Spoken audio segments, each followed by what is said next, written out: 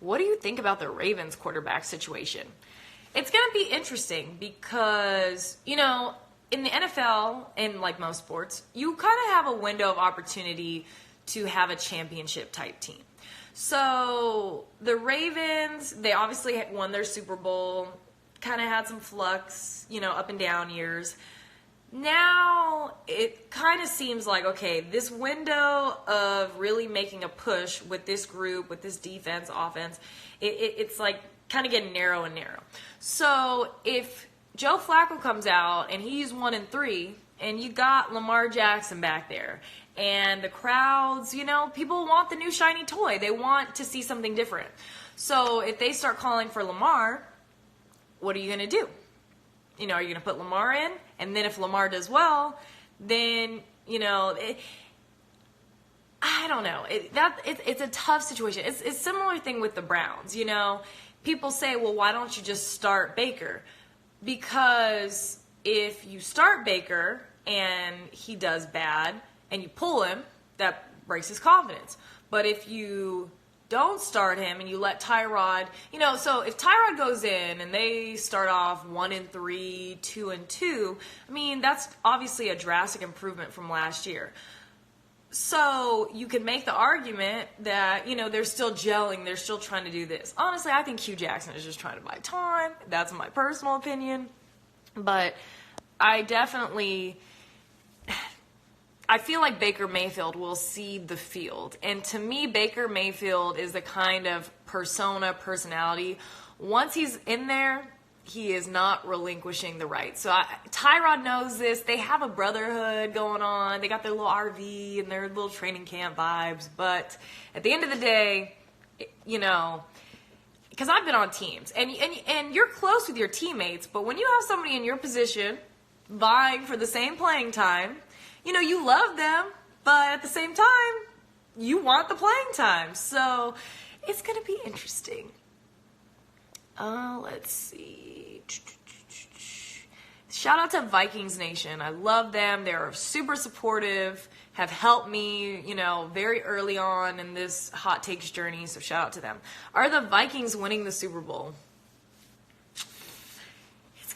It's gonna depend. I mean, on paper, do they still have the number one defense? Pretty much. You know, they're getting Dalvin Cook back. They're going to have Latavius. They just signed Stephon Diggs. You got Adam Thielen. The biggest question for me still, even though he's the $84 million guaranteed man, is what is Kirk Cousins going to do when the lights shine the brightest? Because even when he was in Washington, he was coming off the heels of RG3, and there was an expectation, like a playoff expectation, but now Super Bowl or bust is a whole different expectation. You know, most teams that are kind of middle of the pack, they're okay if they make a playoff run. Now it's, if you don't win the Super Bowl, it was this guaranteed money a bust? Was, you know, the moves that they made a bust? So I like Kirk, but my jury is still out. I need some more time to deliberate. I want to see him, you know, probably, I mean, usually the quarterback starters come like the third preseason game. I want to see him in some preseason games, see how that goes. But really, once the season starts and the pressure's on, I really want to see how he adapts to that kind of pressure. You think the Raiders and the Rams just waiting for one to make a move first on signing Mac and Donald?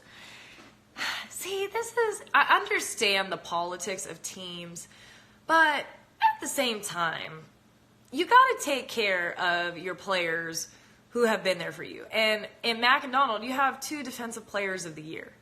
You know, so I understand you have to surefire other positions, but it's if I was a player, it'd be very hard for me to reason with, you're not taking care of me, you're making all these other moves happen, and I've been Old Faithful out here, carrying the team, run me my check, run them their check. Cousins will lead the Vikings to 9-7. I don't agree with that. I think they at least get 10, 11 wins. Ooh, will Rashad Penny eventually start? I mean, they drafted him in the first round, so I'm pretty sure he's going to start. And that's another thing I will say. being that I'm from San Diego, I have watched San Diego State evolve these last couple years, and I think it's something very powerful to say that you've had two running backs come out of there. You know, number one, Pumphrey going to the Eagles, winning a Super Bowl with them, even though he was hurt, but a ring is a ring.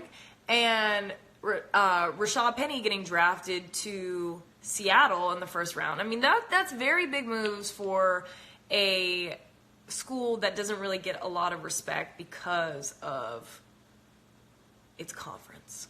And I'm just going to leave that there. Shout out to my guy, Ronnie Hillman. I always talk to him. I'm like, do you feel like you kind of helped start this quarterback, not quarterback, but running back movement in San Diego State, which obviously Marshall Faulk did, but he kind of helped usher in the new generation. So that's neither here nor there.